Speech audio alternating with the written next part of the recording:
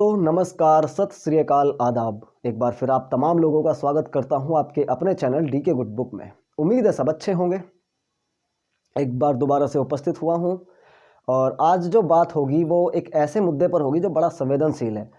जिस मुद्दे से लोगों की भावनाएं जुड़ी हैं, आस्थाएं जुड़ी हैं, जो लोग विश्वास करते हैं, उनका पूरा का पूरा जीवन एक तरह से समर्पित हो जाता है कुछ लोगों के लिए। आप सबसे पहले इस तस्वीर को देखिए। इसमें दिखने वाला यह शख्स देखने में आपको स्टाइलिश लग रहा होगा, जैसे अक्सर साउथ की फिल्मों के जो विलेन होते हैं या हीरो होते हैं उस तरह का ये लग रहा है। इसका नाम है जलेबी बाबा। अब जलेबी बाबा ऐसा क्या कर देता है कि ये पूरे देश में फेमस हो जाता है। अब फेमस आदमी दो तरह से होता है, या तो गलत काम करके या कुछ अच्छा करके। लेकिन इसने अच्छा तो कुछ किया नहीं, गलत ही इसने किया, और गलत भी इस तरह तक, इस हद तक कि लोगों की सोच से भी परे हो गया। ये है जलेबी बाबा। और इसका जो गुनाह है उस पर हम चलेंगे, लेकिन उससे पहले थोड़ा सा आप लोगों को मैं याद दिलाना चाहता हूँ। काफ़ी टाइम पहले राम रहीम का एक केस हुआ था, उसी के साथ साथ एक और केस हुआ था आशाराम का, और ये साई राम और ये चिन्मयानंद, बहुत सारी लंबी लिस्ट है। इस तरह के जो आजकल देश में बने हुए हैं ना धर्म के ठेकेदार, जो संत के भेष में भेड़िए हैं, बहुत सारे हैं, लंबी लिस्ट है। उनमें से भी अगर छटनी की जाए जो टॉप लेवल के हैं, तो उनमें से कुछ लोगों का नाम अब तक लोग सुनते थे, जैसे आसाराम हो गया या राम रहीम हो गया। ये लोग टारगेट हैं, इनसे बड़ा कुछ नहीं माना जाता कि इन्होंने ज़्यादा कृत्य किया। लेकिन आज जो मैं जलेबी बाबा की आपको कहानी सुनाने वाला हूँ, राम रहीम या आसाराम इसके तो आसपास भी नहीं मंडराते। इसका मामला इतना बड़ा है कि ये राम रहीम और आसाराम का भी बाप बन गया इस काले कारनामे में। जैसा इन सब ने किया वही अक्सर सेक्सुअल हरेसमेंट, महिलाओं के साथ में रेप करना, बलात्कार करना, भक्ति की आड़ में अपना उल्लू सीधा करना, तो इन दोनों का बाप है ये जलेबी बाबा जो भी है। तो इसके बारे में आज विस्तार से चर्चा होगी। ये कहाँ का है, पहले क्या करता था, अब ये जेल में है नहीं है, क्या मामला है, वो सारी आज बात करेंगे। और ये कहानी उन लोगों को ज़रूर सुननी चाहिए जो कभी किसी न किसी संस्था से जुड़े हुए हों या जुड़े हुए अब भी हैं, किसी सत्संग में जाते हैं, किसी कीर्तन में जाते हैं, किसी बाबा के पास जाते हैं, किसी ओझा झाड़ फूंक वाले के पास जाते हैं। उन लोगों को ज़रूर सुननी चाहिए, क्योंकि लोग बड़ी आस्था रखते हैं इन लोगों के प्रति। ये सोचते हैं कि ईश्वर से अगर बाद में कोई है तो वो ये है, ये हमारे गुरु जी हैं, हमारे संत महाराज हैं। बहुत सारे लोग हैं जो इन पर विश्वास करते हैं। और मैं अपना अगर पर्सनल एक्सपीरियंस बताऊं तो मैंने भी इसी तरह से एक अपना गुरु बनाया था, और जो आसपास के लोग हैं वो जानते हैं। हमारा वो गुरु काम करता था ऐसा कि आंख मूंद करके भरोसा करना उसके लिए कोई भी तैयार हो जाता। जितने भी हमारे देश के क्रांतिकारी हुए गुलामी के टाइम में, जिन्होंने हमें आज़ाद कराया, जैसे में भगत सिंह है, चंद्रशेखर आज़ाद हैं, बटुकेश्वर दत्त हैं, अशफाकुल्ला खान है, और तमाम सब वो क्रांतिकारी, उनकी आड़ में वो अपना गोरख धंधा चलाता था। यानी कि उनको कहा जाता था कि हम क्रांतिकारियों को सम्मान दिलाने के लिए इस देश में एक लड़ाई लड़ रहे हैं, ताकि हमारे क्रांतिकारियों को भी सम्मान मिले। और हमें भी अच्छा लगा कि चलो सोच तो अच्छी है, तो क्यों ना इनके साथ जुड़ा जाए। हमने उनके साथ जुड़ करके बहुत अच्छा मेहनत किया, सब कुछ किया, और लोगों को जोड़ने का प्रयास किया। गाँव गाँव जाते थे, लोगों को जोड़ने का प्रयास करते थे अपनी उस संस्था से जिससे हम जुड़े हुए थे। कुछ दिन बाद पता लगता है, 3-4 साल बाद पता लगता है कि ये बाबा भी उसी तरह से अपना गोरख धंधा चला रहा है। उस पर भी रेप के आरोप लगे, उस पर भी सेक्सुअल हरेसमेंट के आरोप लगे, उस पर भी हत्या के आरोप लगे, और यहाँ तक लगे कि उसने अपनी घरवाली का भी कत्ल कर दिया, ऐसा भी सुनने में आया। बहुत सारी चीज़ें हुई, तो हमने फिर उसको भी अलविदा कह दिया। उसके बाद हमने किसी को अपना गुरु बनाया नहीं है, और ना कभी चाहते हैं कि कोई इस तरह का कोई बाबा हमारा गुरु बने, कभी नहीं चाहेंगे। तो अपना एक्सपीरियंस मेरा ये था। आप लोगों का भी अलग अलग एक्सपीरियंस होंगे। हालांकि सब एक जैसे इंसान नहीं हैं, अब अच्छे अच्छे लोग भी हैं दुनिया में, सभी तरह के हैं।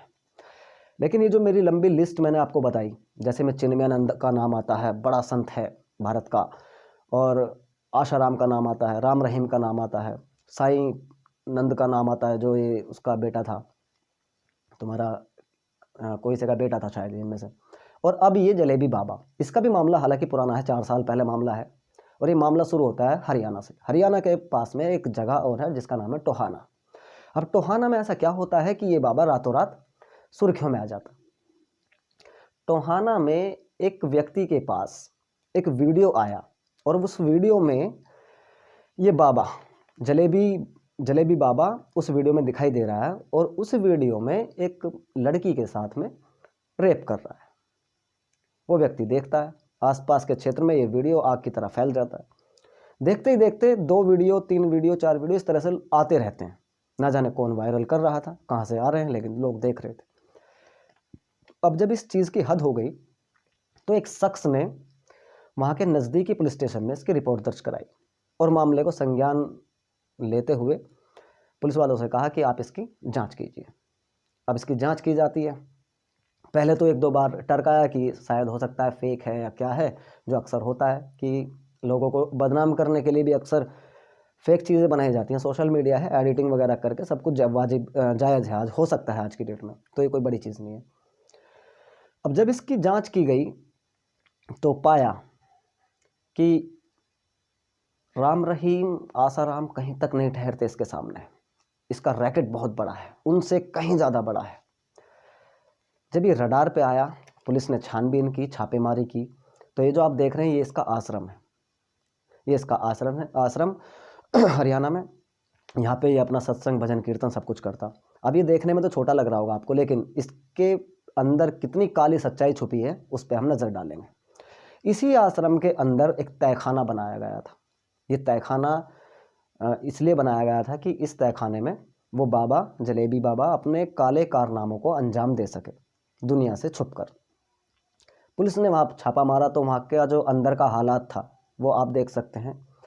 ये आप देखिए, कुछ ऐसे परफ्यूम मिले, सैकड़ों तरह के परफ्यूम सेंट ऐसे मिले वहाँ से जो ये बाबा इस्तेमाल करता था। लगभग 90 कॉपी सीडीज़ मिली जो फिल्म बनाई गई थी महिलाओं के साथ। जब ये रेप करता था तो उनकी फिल्म बना लेता था और फिर उसी फिल्म को दिखाकर ये महिलाओं को ब्लैकमेल करता था और जिसको चाहता उसको बुलाता और ये उसके साथ फिर रेप करता और फिल्म बनाता।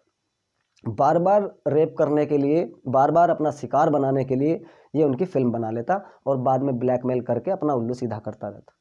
तो 90 से ज़्यादा कॉपी मिली फिल्मों की, सेंट के डब्बे मिले।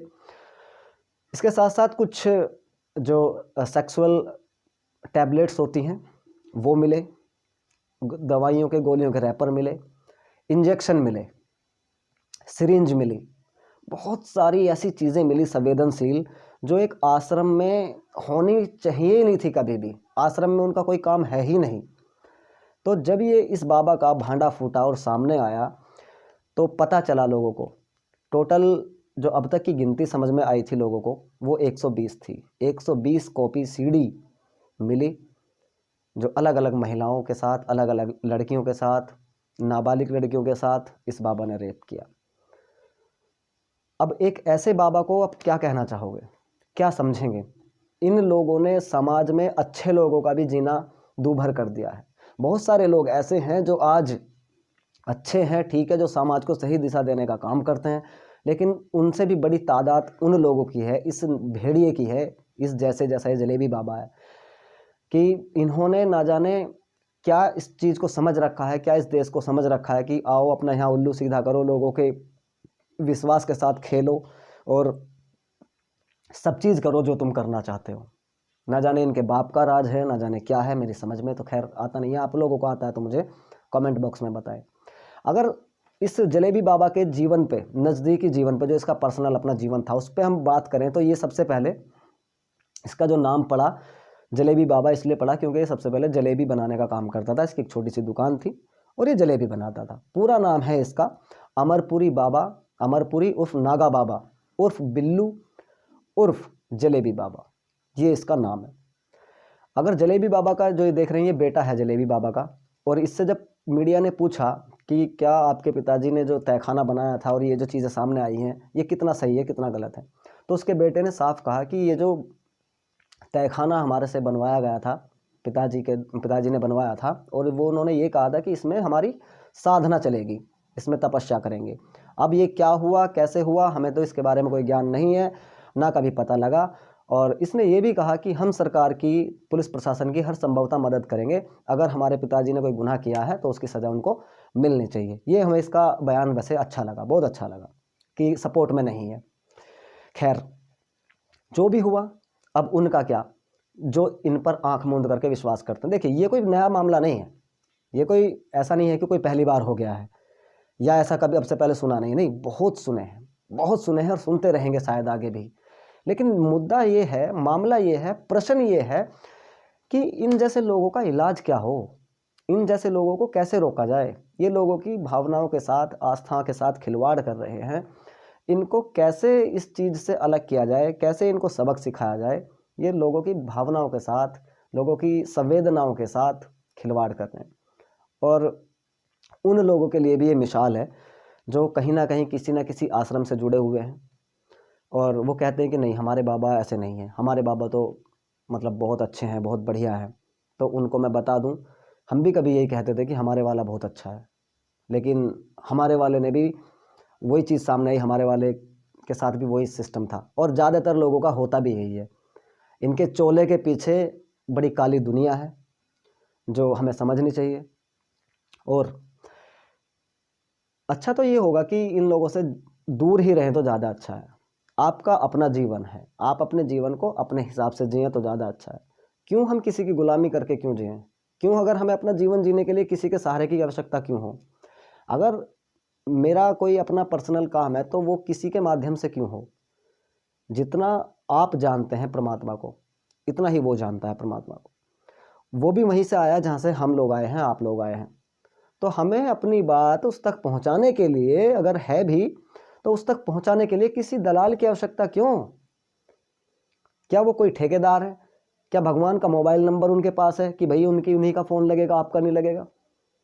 तो इस चीज़ को हमें सोचना है, समझना है कि हमारे जीवन पर किसी और का अधिकार क्यों है। क्या हम अपने खुद से प्रार्थना नहीं कर सकते, भजन कीर्तन नहीं कर सकते अपने घर में? अगर करना ही है तो इसमें क्यों किसी का सहारा लिया जा रहा है? हमारे लोगों की भोली भाली जनता को मूर्ख बना के ये लोग अपना उल्लू सीधा करते हैं। इनके पास कुछ नहीं है, इनके पास हमारी भीड़ के अलावा कुछ नहीं है। और भीड़ ही है जो इन्हें फेमस करती है, जो इनका नाम बड़ा करती है और जो इनको पैसे कमा के देती है। वो भीड़ जो इनके लिए दुधारू गाय का काम करती हैं, जो चारा भी अपना खाती हैं और खर्चा भी सब अपना ही करती हैं, सिर्फ इनके लिए दूध देने का काम करती है, और जो फ्री में दिया जाता है। और उसी दूध का फिर ये पनीर, मक्खन और मज़ा, पूरा सब कुछ बढ़िया। कहने का मतलब ये है कि हम लोग पागल हैं जो इनके आश्रमों में जाते हैं, दान दक्षिणा देते हैं, इनके पैर भी छूते हैं, सारा कुछ करते हैं, और हमारे पैसे से ये अय्यासी करते हैं, हमारे पैसे से अपना जीवन बेहतर करते हैं। इनके बच्चे विदेशों में पढ़ते हैं, इनकी लाइफ स्टाइल खुद की बहुत शानदार रहती है, लग्जरी गाड़ियों में सफ़र करते हैं, और आम जनता जो इनको भगवान बना करके समझ रही है कि हमारे गुरु बहुत अच्छे हैं, उनकी भावनाओं के साथ खिलवाड़ करते हैं ये लोग। तो इनके साथ कड़ी कार्रवाई हो, तब जा करके कुछ हो सकता है। और सबसे अच्छी बात तो वही है, बार बार वही चीज़, एक ही चीज़ आती है, लेकिन फिर भी कोई समझने को तैयार तो नहीं है। बहुत सारे लोग आज भी ऐसे हैं, मूर्ख जिन्हें हम कहेंगे, जो मतलब अंधविश्वास में जी रहे हैं, जो समझ रहे हैं कि हाँ, हमारा वाला बाबा सबसे अच्छा है। तो ये चीज़ें देख लो आप, एक बाबा हो तो चलो ठीक है, हो गया जी रेयर केस, यहाँ तो सैकड़ों है, लाइन लगी पड़ी है।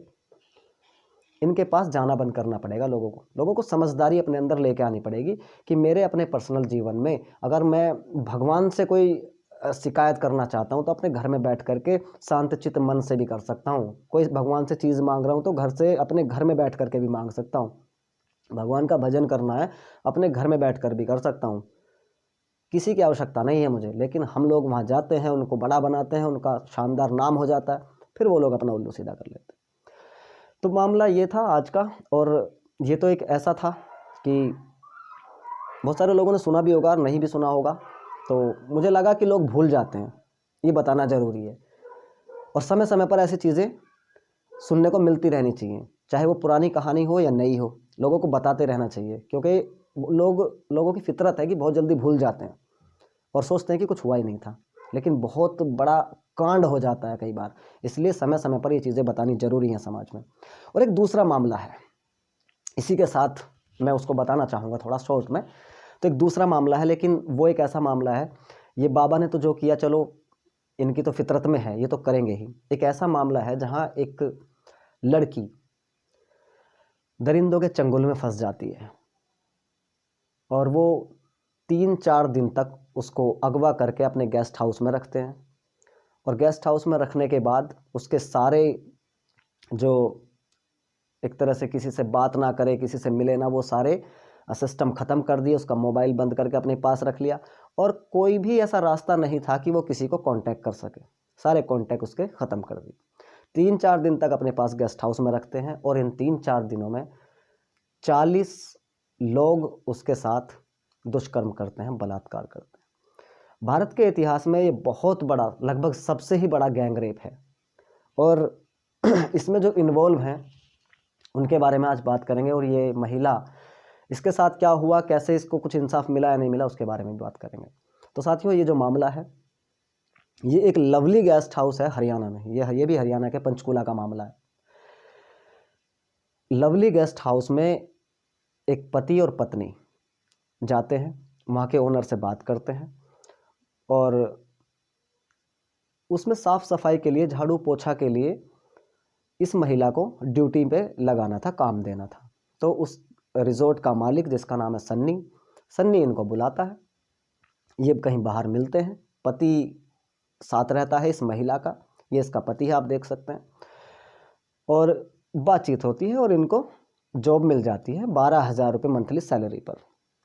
सन्नी वहीं से इस महिला को अपनी कार में बैठाता है और गेस्ट हाउस ले आता है। इसके पति को कहता है कि ठीक है आप जाओ, मैं इनको काम समझा के आता हूँ। पति घर आ जाता है। उसके बाद ये महिला जाती है रिजॉर्ट में। जाने के बाद में गेट वगैरह सब बंद हो जाते हैं, इसके कॉन्टैक्ट को ख़त्म किया जाता है, मोबाइल बंद किया जाता है। इसको कुछ समझ में नहीं आ रहा था लड़की को कि हो क्या रहा है। थोड़ी देर बाद सब कुछ क्लियर हो गया जब उन्होंने इसके साथ में दरिंदगी करना शुरू कर दिया। इस लड़की ने बताया और जो बताया उसको सुन करके रूह कांप गई। सबसे पहले सन्नी ने इसके साथ बलात्कार किया और उसके बाद एक के बाद एक लगातार 40 लोगों ने इसके साथ 4 दिनों तक बलात्कार किया। इसने अपने बयान में बताया कि डेली 10, 11, 12, 15 इस तरह से डेली 10-15 लोग बलात्कार करते थे। 40 लोग थे सारे, एक अकेली लड़की। इस हमारे आज़ाद भारत में इस तरह की हैवानियत, इस तरह का घिनौना काम हो जाता है, लेकिन कान पे जूं नहीं चलती। फिर भी समाज एक तरह से ना जाने कैसा रिएक्ट करता है। कोई ज़्यादा बड़ी कोई सज़ा भी नहीं, कानून भी कई बार बौना साबित होता है ऐसे लोगों के सामने। आप सोच करके देखिए, 40 लोग दरिंदगी कर रहे हैं किसी एक लड़की के साथ में लगातार 4 दिन तक। उसको नशे की गोलियां दी जा रही हैं, उसको नशे के इंजेक्शन दिए जा रहे हैं, उसकी बेहोशी की हालत में, नींद बेहोशी की हालत में उसके साथ में दरिंदगी की जा रही है। एक दिन में 10-10 लोग, 12-12 लोग उसके साथ में दरिंदगी कर रहे हैं। कितना भयानक है, सुनने में ही लग रहा है कि रूह कांप रही है। कितना मतलब ऐसा मामला है कि शायद आज़ाद भारत में इससे बड़ा गैंगरेप मैं नहीं मानता कुछ हुआ हो, कोई सा हुआ हो। निर्भया केस आपने सुना होगा, लोग सड़कों पर उतर गए थे, वो भी बहुत भयानक, बहुत खतरनाक मामला हुआ था। लेकिन ये एक मामला ऐसा है कि ये शायद मैं मानता हूँ कि उससे भी कहीं ना कहीं बड़ा है, उससे भी बड़ा दरिंदगी इसमें की गई है। 40 लोग, इतने बड़ी तादाद, एक नन्ही सी जान, एक लड़की, ये सब कैसे सहन किया होगा। जब ये लड़की वहाँ से छूटी, निकली, उसने धमकी दी सन्नी ने कि यहाँ से जा रही हो, किसी को बताया तो जान से मार देंगे तुमको भी और तुम्हारे पति को भी। इससे पहले अगर बात करें तो सन्नी ने अपने सब रिलेटिव को बुलाया, जितने भी यार दोस्त सब थे, 40 लोग के आसपास। जो उस रिजॉर्ट का मैनेजर था उसने भी बलात्कार किया। जो दूसरा एक सफाई कर्मी था उसने भी बलात्कार किया। सब ने बलात्कार किया, 40 लोगों ने। पूरी दरिंदगी की हदों को पार करते हुए शर्म को तार तार कर दिया और एक ऐसे हैवानियत की तरह हैवानियत को जिंदा कर दिया। और खैर, हैवानियत भी कुछ नहीं, हैवान भी शर्म आ जाए, हैवान को देखकर भी शर्म आ जाए इनके काले कारनामों को। ऐसा आलम इन्होंने उस लड़की के साथ किया। और जब वहाँ से फ्री किया, छोड़ा, कहा कि घर वालों को मार देंगे अगर किसी के सामने जुबान खोली तो। लड़की डरी सहमी 2-3 दिन तक ऐसी रही। उसके बाद अपने पति को बताया कि मेरे साथ में ये सब हुआ है। उसका पति हरियाणा पुलिस को रिपोर्ट दर्ज कराते हैं और हरियाणा पुलिस उन्हें टरका देती है, भगा देती है कि ये हमारे एरिया का मामला नहीं है, आप दूसरी पुलिस के पास जाओ, चंडीगढ़ पुलिस के, ये हमारा मामला नहीं है। वहाँ से टरका देती है। वो रोते हैं, गिड़गिड़ाते हैं कि हमारे साथ में दरिंदगी हुई है, हमारे साथ अन्याय हुआ है, आप हमारी एक बात सुन तो लीजिए। लेकिन पुलिस वालों ने उनकी एक नहीं सुनी और उनको वहाँ से डरा धमका कर भगा दिया। यहाँ पे मैं इस स्टोरी को आगे बढ़ाने से पहले एक बात ज़रूर कहना चाहूँगा। वैसे तो कुछ लोगों के बहुत बहुत सारे लोगों की नज़रों में पुलिस की कोई ख़ास इज्जत है नहीं, जो सच्चाई है। और इसीलिए भी नहीं है कि कई बार ये कुछ ऐसा काम कर देते हैं कि इनको लोग इज्जत देना चाहते भी नहीं है। इस केस में भी कुछ ऐसा ही हुआ। अरे कम से कम चलो ठीक है, वो उनके एरिया का मामला नहीं था, उनका एरिया नहीं लगता है उसमें। भारत का तो मामला था ना, देश का तो मामला था ना, किसी एक लड़की का तो मामला था ना, तो कम से कम उसी चीज़ को समझ के और उनकी हेल्प कर देते। लेकिन नहीं, तुम्हें तो अपना एरिया और अपनी सरहदें बांटनी है कि ये थाने की सरहद उनकी है और ये हमारी है। अगर इसके बीच में कोई आएगा तो हम बस वो हमारा होगा, उससे अगर एक कदम भी दूसरी तरफ हुआ तो वह हमारा नहीं है। चाहे इनकी तरफ से कोई मर जाए, कुछ भी हो जाए, इनको अपनी सरहदें बांटनी है। तो इज्जत को बना कर रखो। अगर लोगों की नज़रों में अपनी इज्जत को बढ़ाना चाहते हो, मैं तमाम पुलिस वालों से कहना चाहता हूँ, बहुत सारे पुलिस वाले ऐसे हैं जो कई बार इंसानियत के लिए इतना अच्छा काम कर देते हैं कि उनकी मिसालें देते हैं लोग। लेकिन कई कुछ ऐसे हैं नालायक जो ये चाहते हैं, कहने पे मजबूर कर देते हैं लोगों को कि पुलिस बस, आपको पता है कि पुलिस को किस किस नाम से संबोधित करते हैं लोग। तो हर तरह के पुलिस वाले हैं। लेकिन हाँ, उस टाइम जो हुआ इस परिवार के साथ, उस टाइम वो सारे उस टाइम उन हैवानों से भी, मुझे लगता है कि उन हैवानों में और इनमें फिर क्या अंतर रह गया? क्या रहा? कुछ अंतर तो है नहीं मेरे हिसाब से। एक ने दरिंदगी की, एक ने सपोर्ट भी नहीं की, तो दोनों हैवान ही हुए ना। खैर, वहाँ से इनको डरा धमका कर भगा देते हैं। तो ये पहुँच जाते हैं मनी माजरा थाना चंडीगढ़ में। वहाँ पे इनकी रिपोर्ट दर्ज की जाती है और एक्शन भी लिया जाता है। और जैसे ही ये मामला फिर तूल पकड़ता है, फिर वही हरियाणा पुलिस हरकत में आती है और वो भी फिर जो है इस केस की सपोर्ट करना शुरू कर देती है। वहाँ के जो आला अधिकारी थे उन्होंने एक एसआई समेत 3 लोगों को निलंबित भी किया। जब ये मामला पता चला कि ये थाने में केस आया था और इन्होंने भगा दिया, तो 3 लोगों को निलंबित भी किया उसके बाद में। चलो ये ठीक भी रहा, कार्रवाई हुई। मनी माजरा थाना चंडीगढ़ का, उन्होंने केस को अपना नज़दीक से जो है इंट्रोगेट करना शुरू किया और जो उसमें सस्पेक्ट थे, तो जो गुनहगार थे, उनको उठाया और मामला चलाया, जेल भी भेजा। खैर, आज वो जेल में है।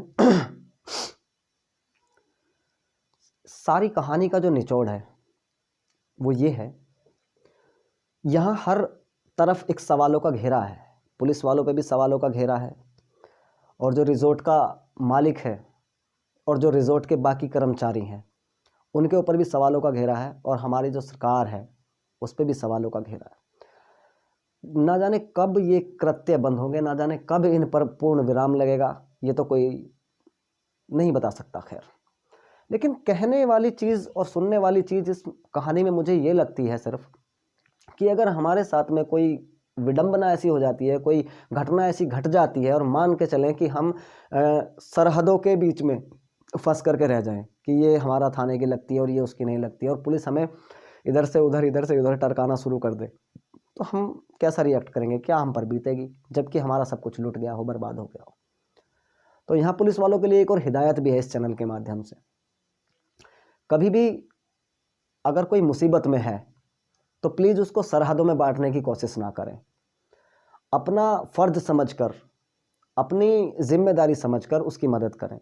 याद करें अपने उस फ़र्ज को जो आपने वर्दी पहनते समय ली होगी, कि हम इस देश की रक्षा करेंगे, हम इस देश के लिए न्यौछावर हो जाएंगे, और हम सबकी गरीब की भी, मजलूम की भी, सबकी हम सुरक्षा करेंगे, दिन रात एक कर देंगे। वो सारी शपथ लेते हो आप लोग संविधान को साक्षी मानकर, लेकिन जैसे वर्दी शरीर पर आती है तो कुछ लोग इस शपथ को शायद भूल जाते हैं, तो उनको याद दिलाना भी ज़रूरी है।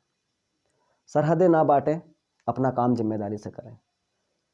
भारत एक ही है, थाने अलग अलग हैं, सरहदें थानों की अलग अलग हैं, ठीक है, लेकिन फिर भी अगर कोई मामला ज़्यादा गंभीर हो तो इसमें सरहदें बीच में ना आए, ऐसी हम उम्मीद करते हैं कि शायद ऐसा हो। और जो ये जलेबी बाबा है, इसके बारे में आप लोग क्या ख्याल रखते हैं, मुझे कमेंट बॉक्स में ज़रूर बताना। इस जलेबी बाबा ने बहुत बड़ा कृत्य किया है, सबको लगभग अब पता चल ही गया है।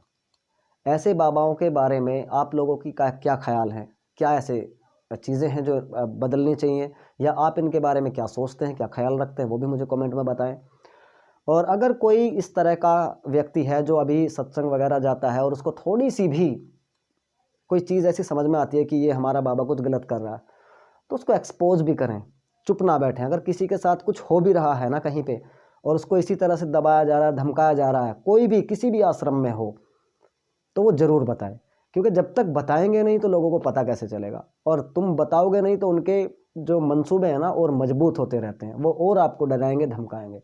पहली बार में डर गए तो आपको बार बार डराएंगे, इसलिए डरना नहीं है। अगर किसी के साथ कोई इस तरह की घटना हो रही है, किसी को डराया जा रहा है, धमकाया जा रहा है, ब्लैकमेल किया जा रहा है, तो बताएं। वो अपने घर में बताए, पुलिस वालों को बताए, सिस्टम है, कानून है। हो सकता है कि थोड़ा देर लगे, लेकिन हाँ, हिम्मत करके एक बार बताएं ज़रूर। अगर किसी के साथ हो रहा है तो तभी ये लोग एक्सपोज होंगे, तभी इनका ये काला सच सामने आएगा, तभी इनका जो ये बनाते हैं धार्मिक और आध्यात्मिक, हम ये चला रहे हैं क्लास पर और ये वो, तभी इनका ये नंगा जो नाच नाचते हैं ना, ये सबके सामने आएगा। और आना भी चाहिए ऐसे लोगों का। तो दोस्तों, ये आज 2 स्टोरी थी। आप लोगों को कैसी लगी मुझे कमेंट में ज़रूर बताएं। और आपके आसपास कोई किसी भी तरह का कोई घटना इस तरह की हुई है तो मुझे कमेंट में बताएं, मैं उस पर वीडियो बनाने की कोशिश करूँगा, अगर वो वीडियो बनाने के लायक मुद्दा होगा तो। साथियों, मेरा जो मकसद है इस चैनल के माध्यम से वो सिर्फ ये है कि इस चैनल पर सिर्फ और सिर्फ सामाजिक मुद्दों से संबंधित वीडियो बने और जानकारी वाली वीडियो हों, जो हमें कुछ सिखा के जाएं, हमें कुछ बता के जाएं और हमें सचेत करके जाएं, हमें अवेयर करके जाएं कि हमें किस तरह से अब अपने आप को लेके चलना है। कहाँ कहाँ लोग हमारा गलत इस्तेमाल कर सकते हैं, कहाँ कहाँ लोग हमें इस्तेमाल कर सकते हैं गलत कामों में, तो उससे कैसे बचें और कैसे अपने परिवार को बचाएं। तो इस तरह की वीडियो हमें बहुत कुछ सिखा के जाती है। तो इसलिए इस वीडियो को अगर अच्छा लगता है तो शेयर ज़रूर करें और लाइक करें, चैनल को सब्सक्राइब कर सकते हैं अगर चैनल का काम आपको अच्छा लगता है तो। मकसद हमारा यही है कि समाज में अच्छी विचारधारा को स्थापित किया जाए और जितने भी ये गलत कारनामे हो रहे हैं इनके खिलाफ हम आप लोगों को बताते रहें। किसी भी सूरत में इस चैनल पर किसी भी तरह की फालतू वीडियो कभी नहीं आएगी, ये मेरा वादा है। चाहे ये चैनल चले चाहे ना चले, जितनी अभी हमारी फैमिली है ये बहुत बढ़ाने की हम लोग कोशिश कर रहे हैं, आप लोग अच्छा प्यार भी दे रहे हैं। और बढ़े या ना भी बढ़े ये भी एक बात है, लेकिन कभी भी कोई बेहुदा वीडियो इस चैनल पर कभी नहीं आएगी जब तक मैं हूँ। मेरी कोशिश ये है, भले ही 2 दिन में या 4 दिन में या डेली जैसे भी वीडियो आए, वीडियो बनाने की मैं कोशिश करूं। वो वीडियो सिर्फ समाज में कुछ अच्छा दिखाने के लिए, बताने के लिए मैं बनाऊंगा। कभी भी कोई फालतू वीडियो मैं इस चैनल पर कभी अपलोड नहीं करूंगा, चाहे स्थिति चाहे जो भी हो। ना तो मुझे व्यूज़ पाना है, ना मुझे कोई इसमें यह है कि मुझे कोई इससे मतलब इनकम चाहिए, नहीं। मेरा बस ये मकसद जो है वो ये है कि मैं समाज में हो रहे उतार चढ़ाव, समाज में हो रही गलत चीज़ें, समाज में हो रहे जो भीषण एक सामाजिक दायरा है हमारा, उसमें भीषण परिस्थिति में जितने भी काले कारनामे हो रहे हैं, जितने भी बड़े बड़े स्तर पे कुछ भी गलत काम हो रहे हैं, मैं उनके खिलाफ वीडियो बनाऊं, उनको समाज को बताने की कोशिश करूं कि किस किस तरह के कारनामे आज हमारे समाज में हो रहे हैं। तो आप सचेत हो जाएं, आप अवेयर हो जाएं और आप उसमें फंसने से पहले ही ऐसी ही वीडियो देख लें और अपने आप को सिक्योर कर लें। बस मेरा ये मकसद है। तो दोस्तों, बहुत बहुत शुक्रिया, बहुत बहुत धन्यवाद, थैंक यू सो मच। आपने इसे सुना, शेयर ज़रूर करें, शेयर करने का जिम्मेदारी आपकी है, क्योंकि ऐसी वीडियो आप सुनने के साथ साथ अगर शेयर करेंगे तो हो सकता है आपके साथ साथ 10-20 लोगों को और पता चल जाए और वो भी अपने आप को ऐसे लोगों से बचा कर रखें, अपने बच्चों को बचा कर रखें, अपने बच्चों को सीख दे सकें और आने वाले टाइम में कैसे अपने जीवन को और अच्छा और बेहतर बनाएं, इसके बारे में भी अपने बच्चों से आप बात कर सकते हैं ऐसी वीडियो को दिखाकर, ताकि उनकी भी समझ में आए कि हमें किन लोगों से बचना है।